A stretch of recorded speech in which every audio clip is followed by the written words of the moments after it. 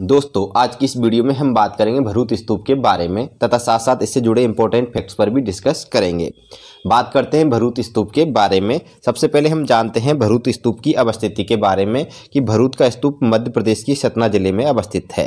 पहला पॉइंट यहाँ से क्लियर करना है। इसका निर्माण शुंग काल में पुष्यमित्र शुंग द्वारा लगभग 150 ईसा पूर्व में करवाया गया था।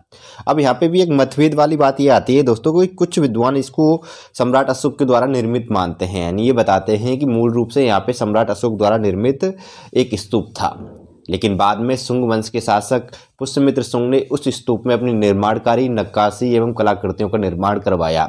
इस कारण आगे चलकर इसे शुंग वंश के शासक पुष्यमित्र शुंग द्वारा निर्मित बताया गया, ऐसा कुछ विद्वानों का मानना। लेकिन एग्जाम में कई बार एक क्वेश्चन पूछा भी गया है कि भरूच स्तूप का निर्माण किस काल में हुआ, तो शुंग काल में हुआ। किस वंश के शासक ने करवाया, शुंग वंश के शासक ने किसने करवाया, पुष्यमित्र ने करवाया था, ऐसा माना जाता है। ठीक है, यानी इसी क्वेश्चन को सही माना जाता है। अगर एग्जाम में पूछा जाए कि भरूच स्तूप किस का निर्माण किस काल में हुआ, तो शुंग काल में हुआ, ऐसा माना गया है। ठीक है, इसकी खोज की बात करें तो इसकी जो खोज है वो अलेक्जेंडर कनिंघम ने 1873 ईस्वी में की थी। और बात करें इसके व्यास की तो इसका व्यास लगभग 68 फुट माना गया है, यानी इसका जो व्यास है लगभग 68 फुट है भरूच स्तूप का। बात करते हैं भरूच स्तूप की विशेषताओं के बारे में, तो इसकी कुछ विशेषताएं इंपॉर्टेंट है जो एग्जाम में पूछी भी जाती हैं और आपको जानना आवश्यक भी है। पहली विशेषता है कि भरूच स्तूप की एक बेष्टनी यानी रेलिंग पर शुंग नरंजे लिखा हुआ है, जिसका तात्पर्य है शुंगों के राज्यकाल में खुदा हुआ। यानी इसी लेख से पता चलता है कि इस स्तूप का निर्माण शुंग वंश के शासकों के द्वारा करवाया गया या शुंग शासकों के द्वारा करवाया गया, क्योंकि इस स्तूप का जो एक तोरण द्वार है उसकी एक बेष्टनी है यानी रेलिंग है, उस रेलिंग पर स्पष्ट रूप में खुदा हुआ है शुंग नरंजे, यानी जिससे स्पष्ट समझ में आ जाता है कि शुंगों के काल में खुदा हुआ, इसका तात्पर्य होता है यानी शुंगों के काल में बना हुआ। दूसरी विशेषता है कि भरूच स्तूप ऐसा पहला स्तूप है जिसमें जातक कथाओं का अंकन हुआ है। यानी स्तूप तो कई सारे हैं, मैंने इससे पहले भी आपको स्तूपों के बारे में पढ़ाया है, जैसे सांची का स्तूप है, आपका अमरावती स्तूप है, लेकिन ये स्तूप ऐसा स्तूप है, पहला स्तूप है जिसमें जातक कथाओं का अंकन हुआ है। आपको ये समझ में नहीं आ रहा होगा कि जातक कथाएं क्या होती हैं। जातक कथाएं महात्मा बुद्ध के पूर्व जन्मों की कथाओं को कहते हैं जो पाली भाषा में लिखी गई थी। तो याद रखना कि ये पहला स्तूप है जिसमें अंकन यानी जिसमें चित्रकारी की गई है, तो वो किससे की गई है, जातक कथाओं से ली गई है। इसमें 40 जातक कथाओं के क्या मिलते हैं, चित्र मिलते हैं इस स्तूप पर चित्रकारी के रूप में। यह स्तूप लगभग नष्ट हो चुका है, किंतु इसकी जो वेदिका का खंड है वो कोलकाता संग्रहालय में सुरक्षित है। जो स्तूप होता है उसका मूल भाग होता है, मूल भाग को हम क्या कहते हैं, वेदिका कहते हैं, और उसका जो खंड है वो कोलकाता संग्रहालय में सुरक्षित है। ये भी बात याद रखना। और ये स्तूप पूर्णतः लगभग माना जाता है कि 99% नष्ट हो चुका है। इसके जो अवशेष हैं वो कोलकाता संग्रहालय में सुरक्षित हैं। बात करते हैं नेक्स्ट अगली विशेषता की तरफ चलने से पहले मैं आपको बता दूं कि देखो ये तोरण द्वार माना गया है और इसकी ये रेलिंग होती है, इनको हम बेष्टनी कहते हैं तोरण द्वार की, और ये जो भाग होता है इसको हम क्या कहते हैं, वेदिका कहते हैं, जिसका हमने आपको बताया था कि इसका जो व्यास है लगभग कितना माना गया, 68 फुट माना गया है। और ये चित्रकारी इसी प्रकार की गई हैं, जातक कथाओं की चित्रकारी का अंकन है ये स्तूप पर। बात करते हैं नेक्स्ट अगली विशेषता के बारे में कि भरूच की वेदिका की मूर्ति कला बौद्ध धर्म की हीनयान शाखा से संबंधित है, जिसमें बुद्ध की उपस्थिति को उनके विभिन्न प्रतीकों के माध्यम से दिखाया गया है।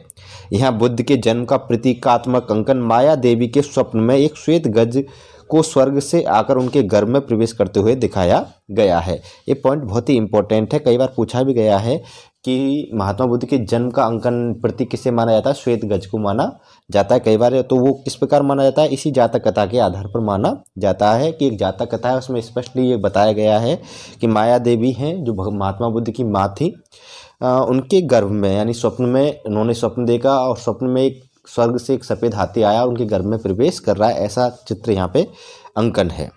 बात करते हैं नेक्स्ट अगली विशेषता की कि वेदिका की भांति भरूच के तोरण द्वार की शिल्प कला की दृष्टि से महत्वपूर्ण है। अभी तोरण द्वार मैंने बताया चित्र में, वो तोरण द्वार होते हैं यानी दरवाजे मुख्य रूप से प्रवेश करने वाले। तो जो तोरण द्वार है उस पर भी बहुत अद्भुत शिल्प कला देखने को मिलती थी भरूच के स्तूप में, परंतु चारों तोरण द्वारों में पूर्वी तोरण द्वार उपलब्ध हो सका है, यानी बाकी की जो 3 तोरण द्वार हैं वो नष्ट हो चुके हैं।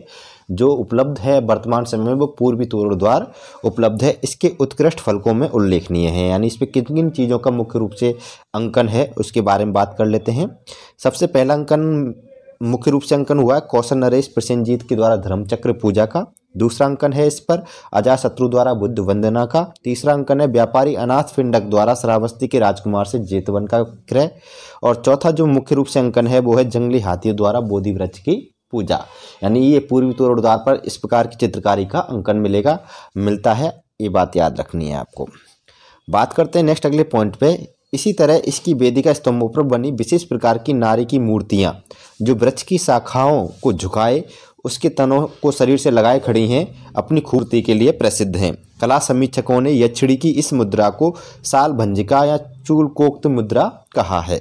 अब मैं आपको बता दूं कि इसके अलावा यहाँ पे एक नारी की, यानी नारी हम कह सकते हैं उनको यक्षिणी माना गया। जितनी भी नारियों की अंकन हुआ है बौद्ध स्तूपों में उनको यक्षिणी माना गया है। तो यहाँ पे यक्षिणियों की कुछ ऐसी चित्रकारी की गई हैं जो वृक्षों की शाखाओं को झुकाए हुए हैं, तनों से लिपटे हुए हैं, इस प्रकार की चित्रकारी भी की गई है। कला समीक्षक हैं, उन्होंने इस प्रकार की चित्रकारी को साल भंजिका की चित्रकारी या चोलकोक्त मुद्रा की चित्रकारी भी कहा है। अब ये साल भंजिका क्या है आपको समझना है, वेरी इंपॉर्टेंट है, क्योंकि पिछली बार सेकंड ग्रेड टीचर की एग्जाम में भी क्वेश्चन पूछा गया था कि साल भंजिका की मूर्ति कहाँ से प्राप्त हुई थी, तो इसका उत्तर था सांची से। क्योंकि सांची के जो तोरण द्वार हैं उन तोरण द्वारों में जो सबसे सुंदर कलाकृति माना गया, अंकन के रूप में मानी गई है, वो साल भंजिका की मूर्ति को माना गया है।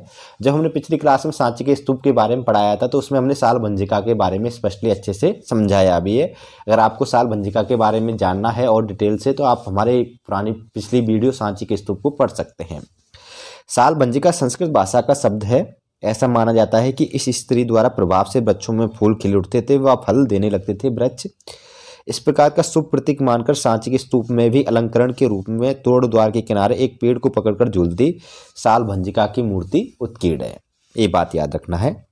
साल भंजिका की मूर्ति कहाँ से प्राप्त हुई थी, तो याद रखना सांची के तोरण द्वार से, सांची स्तूप के तोरण द्वार से प्राप्त हुई थी।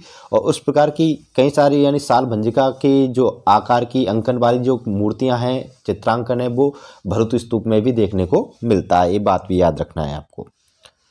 बात करते हैं नेक्स्ट अगली विशेषता में। इस स्तूप में अंकित यक्षिणियों में मुख्य रूप में से सुभद्रा, पद्मावती, सुदर्शना, चूलाकोका, मिश्रकेशी, अलबूसा हैं। मैंने बताया था जितनी भी नारियों का अंकन स्तूपों में या बौद्ध स्थापत्य में देखने को मिलता है उनको यक्षिणी माना गया है। और उन यक्षिणियों के नाम भी होते हैं जैसे सुभद्रा, पद्मावती, सुदर्शना, चूलाकोका, मिश्रकेशी, अलबूसा आदि यक्षिणियों के अंकन आपको कहाँ पे देखने को मिलेंगे, भरूत स्तूप में देखने को मिलेंगे। भरूत की कला शैली काष्ठ की कटाई का ही विकसित रूप है। इसी कारण यहाँ की मूर्तियाँ चपटे डौल की हैं, ये भी बात याद रखना है।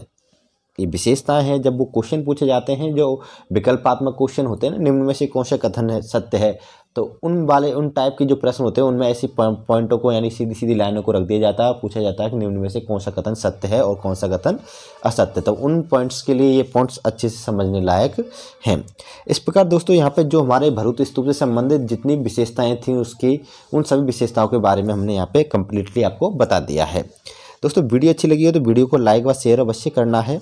आप हमारे चैनल पर नए हो तो हमारे चैनल को सब्सक्राइब अवश्य करें। फिर मिलेंगे आपसे नेक्स्ट अगली वीडियो में, तब तक के लिए